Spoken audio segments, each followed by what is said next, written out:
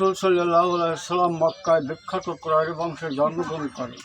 তার দাদা ছিল ওই কুরাইশ বংশের বিশিষ্ট মাতব্বর। তার 10 ছেলে ছিল। 10টি ছেলে ছিল। আল্লাহ রসুল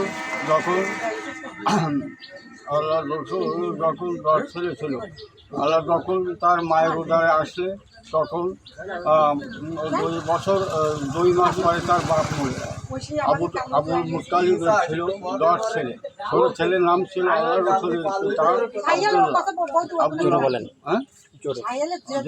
আবদুল্লাহ মরে গেল। মরে যাওয়ার পরে এইবার মুত্তালিবের তত্ত্বাবধানে লালিত পালিত হতে থাকলে এবার যখন 6 বছর বয়স হলো তখন ওর মা মারা গেল। মা মারার পর 8 বছর বয়সের সময় তার দাদা মরে গেল। মরে যাওয়ার আগে তার আল্লাহ রসুলকে জিজ্ঞাসা করেছিল যে তুমি কোন চাচার সাথে যাবো। তা বলে আমি আবু তালেবের সঙ্গে যাব। আবু তালেবের কাছে বসবাস করে দিয়ে মুত্তালিব চিরনিদ্রায় শায়িত হলো। এবার আবু তালেব তাকে মানুষ করতে লাগলো। কাকে মানুষ করলো? আল্লাহ রসুলই মানুষ করতে লাগলে। মানুষ করতে করতে এবং আল্লাহ রসুলই নিয়ে ওই আবু তালেব বিভিন্ন দেশে ব্যবসা করে বেড়াতে লাগলেন। এইবার ব্যবসা করতে করতে এইবার ওর বয়স যখন 25 বছর হলো তখন ও বিয়ে করলে 40 বছর আগে পৌরা মহিলাকে, যার নাম খাদিজা। পিতার নাম ছিল ময়লিদের একমাত্র সন্তান ছিল ওই খাদিজা। আরবের বিশিষ্ট ধন সম্পত্তি সর্বদিক দিয়ে খাদিজার মতো অবস্থা কারো ছিল না।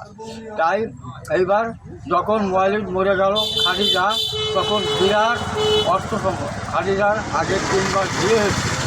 বিয়ে হওয়ার পরে আল্লাহ রসুল তার চতুর্থ স্বামী। আল্লাহ রসুলের বয়স যখন 53 বছর তখন আল্লাহ রসুল দ্বিতীয় স্ত্রী গ্রহণ করেন।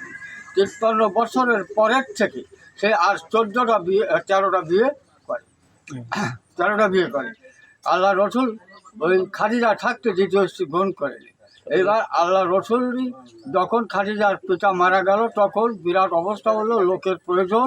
তখনও লোকের মাধ্যমে জানতে পারলে যে আলামিন নামে একটা লোক আছে তাকে। এইবার আল্লাহ রসুলকে নিকটে নিয়ে ওর ব্যবসা বাণিজ্য ওর পরে ছাড়িয়ে দেওয়ার পরে এইবার ব্যবসায় যেয়ে অন্য লোক কর্মচারীদের 2 মাস 3 মাস পরে ফিরে আসে কাফেলা নিয়ে। আল্লাহ রসুল 15 দিনের মধ্যে দ্বিগুণ লাভে চলে আসে এবং অলৌকিক কতগুলো জিনিস দেখলে যে মেঘ ছায়া দিয়ে মরুভূমি পড়তে যাচ্ছে এবং যখন 15 দিনের মধ্যে ফিরে আসলে তখন খাদিজা দেখে যে মেঘ তার ছায়া দিচ্ছে।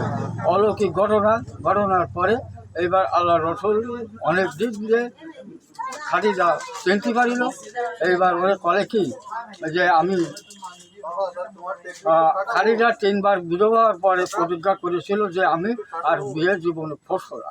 তাই এইবার যখন আল্লাহর মা দুনিয়ার ভাই, তাই আল্লাহ তাআলা করে দাঁড়া। এইবার কি হলো, এইবার ওরা গেল ওই প্রেম, ওরা ওই খাদিজা আর আল্লাহ রসুলই পরে আল্লাহ একটা মহব্বত। তাই এক মহিলা নদীসা নামক এক অন্তরঙ্গ লোক ছিল খাদিজা করে কি যে দেখি পুরুষের থেকে মেয়ে যায় আর মেয়ে যদি ছেলে যায় এটা লজ্জার ব্যাপার। আমার বয়স 40 আর ছেলের বয়স 25, যদি অমান্য করে তার লজ্জার বিষয়। তা নদীসা বললে কি ও নিয়ে চিন্তা করছে না।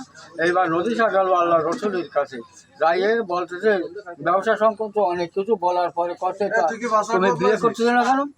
বিয়ে করতেছে এই কারণে, স্ত্রীকে বিয়ে করলে তার ভরণ অনেক কিছু দিতে হয়, মহারণা দিতে হয়, এর আমার পক্ষে সম্ভব না।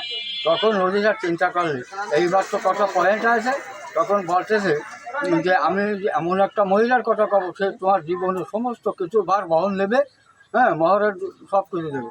তা খিদা এইবার আস্তে আস্তে খাদিজা বর্ণনা করলে। তা এইবার আল্লাহ রসুল বলতেছে যে আমার গার্জেন আছে আবু তালেব, আমার চাচার বিনা হুকুমে আমি কিছু করতে পারবো না।